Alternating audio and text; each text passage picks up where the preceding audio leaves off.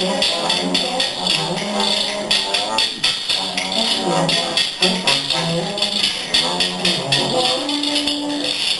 was at that point I decided to lay down my self-built semi-mechanical trombone and try something a little more obtuse.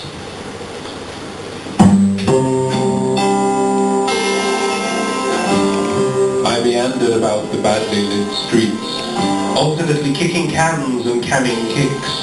My hands, red raw from weeks of intimate interactions with brass valves and clockwork components, began to roar red, not blood, but a sort of pigment which formed a trail before me like Rasputin's death juice along the frozen river. What happened at that point? I coughed a little, clocked my position, then positioned my clock. And then? Nothing. Not for a few minutes anyhow. At least by now, I knew what the time was. The main problem being that I didn't know the time there and then, only what it was before that point. I still, incidentally, hadn't caught up. This confirmed to me something I'd long suspected. Someone had been moving my clock when I wasn't looking. That's ridiculous. Perhaps.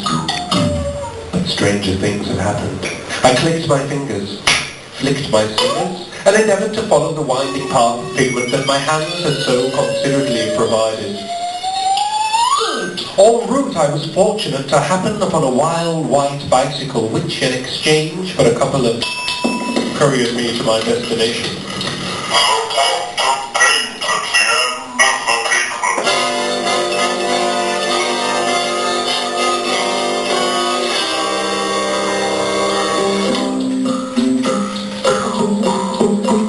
Immediately behind was a luxury pigsty, with deep red decor in the more tasteful floral fashion, the sort of thing William Morris might have knocked up had he been living in Acton in the 1950s. Not wanting to be rude to its pinkish inhabitants, I knocked the special knock that only pigs understand.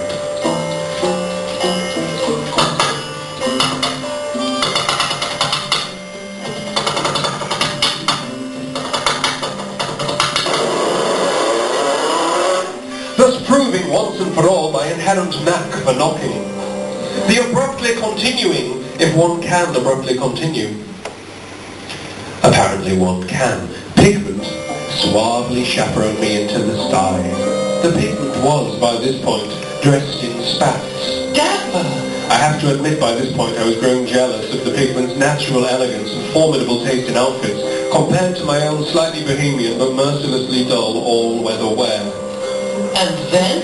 Well, at that point I was introduced to the most remarkable pig I've ever seen. Sitting monocled atop a dung heap with a long moustache that hung deep about his svelte blazer and jodhpur double whammies. Sounds splendid. Certainly this remarkable hog was a veritable roast for the retina. And did you take photographs? Unfortunately I'd forgotten to bring my camera. Luckily he sat for a portrait, which I knocked up with a few watercolours I had hanging around my person. He looks exquisite, but you need to work on your technique. Then I shall. But tomorrow, perhaps, because I'm now reaching the most exciting part of this odyssey of pigs and pigment. It's been a long time coming. That's because you keep interrupting.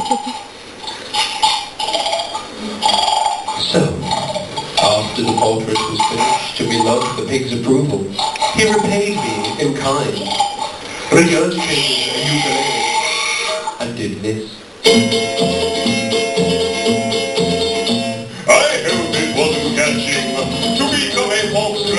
I tend to start twitching when I think of the human kitchen, and everyone will say, as I walk my foggy way, there's a pig in spats with a very nice hat, can we have it for breakfast today? A piggy from the sty of a needle through a sty in the eye. The doctor said you should go to bed and brew me a pork pie. A piggy from the sty of a needle, and everybody wondering why. There was cake on toast and the bacon, Christ, I'd rather die.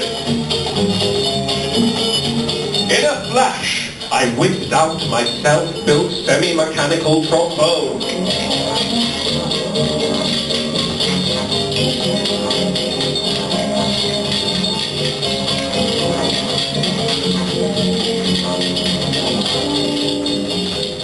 within the depths of this very nearly orgasmic musical stupor, I saw a minuscule-looking man sneak into the sky, edge across the room, and move the clock. Oi, clock mover! No, I've got you! He sped off over Benny Hill and Jim Dale.